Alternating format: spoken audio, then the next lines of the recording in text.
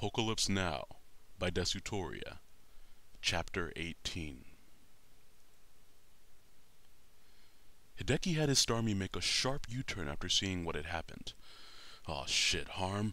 Didn't I tell you not to be a hero?" He climbed onto the back of the Lapras and recalled his Starmie. "Holly, I need you to swim as fast as you possibly can. Your trainer's life depends on it. V, help me pull her up a little further. You're gonna have to help me redo this bandage." "Hideki, is she going to be okay?" V asked frantically as the Lapras picked up speed.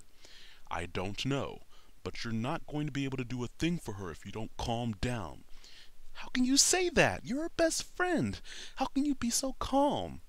"V, I promise you I'm at least twice as scared as you right now, but losing control of yourself is not going to help anything. Now lift up her leg a little bit and start undoing that bandage." V unwrapped the bandage as Hideki called for Xerxes.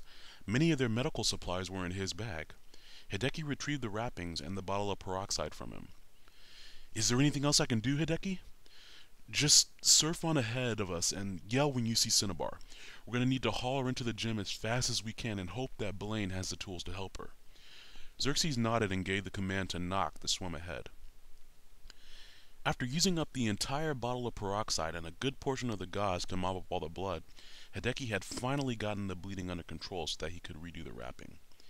He overdid it a bit this time. He wanted to make sure that this one would last her as long as she needed it to. "And that ought to be all we can do for her right now." Is she going to be all right, Hideki?" V asked. "She's lost a lot of blood, but right now she just needs to rest." He put a finger to her neck to feel that she still had a pulse. "I think she'll be fine, if we can get her to an adequate place to rest and—" "Hey! Land! It's Cinnabar Island!" Hideki violently pounded on the door to the gym. Blaine! Blaine! God damn it, Blaine, open the door!" "State your names, please," a voice said. The voice sounded projected, like from a loudspeaker. "Larry, Curly, and Mo, and we have someone gravely wounded out here, and she needs help now. Look, even if you don't want us holding out here, fine, we'll figure something else out. Just Hideki? Hideki from Bedtime?" Hideki was too stunned to respond. How the hell did he know who he was? He looked around for a few seconds before finally spotting the camera high above the door. "That's right, I'm Hideki, and this—" he looked down at the girl lying unconscious on the back of her Typhlosion. "This is Harmony. She's lost a lot of blood. Please help her." Hideki heard a series of clicks coming from inside of the door. "Leave the Typhlosion outside, or recall it back into its ball if it has one. Do not, under any circumstances, release any of your Pokemon inside the premises. Not until I've had a look at them anyway. That is my only condition, but it is vital that you all follow it to the letter. Understood?" Hideki looked back at V and Xerxes to make sure they were in compliance. Both nodded. Hideki handed Jack's ball to Xerxes, then lifted Harmony into his arms as Xerxes recalled the Pokemon into its ball. "Understood. All our Pokemon have been put away." The door made one final resounding click and slowly swung open. The new gym appeared to be even larger on the inside than it had on the outside. This was no ordinary Pokemon gym. This was a full-fledged facility. For what purpose, Hideki still did not know. The three trainers walked down the long hallway before being greeted by Blaine, the Cinnabar Island gym leader. "Hello, Hideki. It's been quite a long time since our last meeting." "She's cut her leg badly," he replied, ignoring Blaine's pleasantries. "What can you do for her?" "Take her into this room," Blaine said as he led them to a pair of large steel doors a little further down the hall. The room was brightly lit and smelled of bleach. A long metal table sat in the middle of the room. Blaine rushed over to the table and pushed things aside until he had made enough room for Harmony to rest there. He then laid a large white sheet on the spot. "Lay her down here and let's have a look at this wound." "Jesus, Blaine, you have a whole surgery room built in here?" Xerxes marveled. "I didn't know you were a doctor, too." "I'm not. Not a doctor of medicine, anyway. And this isn't a surgery room. It's where I perform autopsies." Hideki and Xerxes exchanged troubled looks, as V let out a small whimper. Calm down, I'm not going to hurt her. I can't promise I'll be able to help her, though, either. Let's start with the basics. Why is she unconscious right now? She passed out on the way over here, Hideki explained. Loss of blood, I assume. She cut her leg, you said. How? We were flying earlier today and she had a rough landing. She cut it then, on a rock or something, I don't know. We bandaged it up, but she apparently reopened it a few times over the course of our travels today. Has the wound shown any signs of infection? Have you been treating it properly? We doused it in peroxide before each wrapping. It's all we had, but we've minimized the risk of infection as best we could. I see. If all that is true, then, I assume she just needs to be stitched up. That's all I can do. But, for ethical reasons... Blaine walked over to one of his many metal cabinets and retrieved a small glass bottle with some sort of liquid inside. He opened the lid and held the bottle under Harmony's nose. Within a few seconds, an unpleasant look hit her face, and she slowly opened her eyes. Blaine? Oh, God, we made it. That's right. It's very good that you have such a keen understanding of your surroundings. Now, I'm sorry. What was your name again? Harmony. And I'm a girl, not a boy. Blaine chuckled.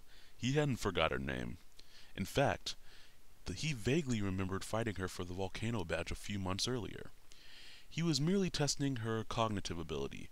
Her humorous illusion quelled all of his concerns. All right, Harmony. I think I can help you. But I need to run a few things by you. Is that all right? Yes.